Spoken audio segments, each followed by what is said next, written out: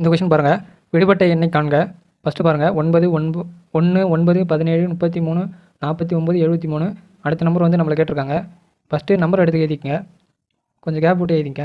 1 9 17 33 49 73.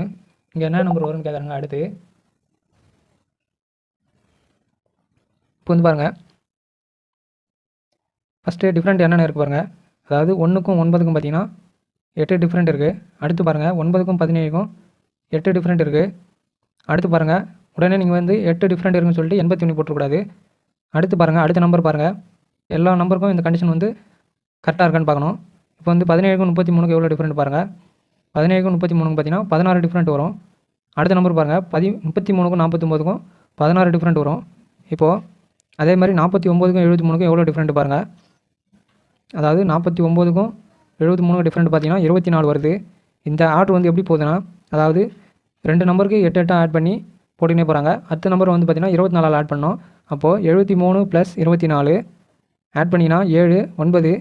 அடுத்த நம்பர் பார்த்தீங்கன்னா ஆன்சர், அடுத்த நம்பர் பார்த்தீங்கன்னா 97 வரும்.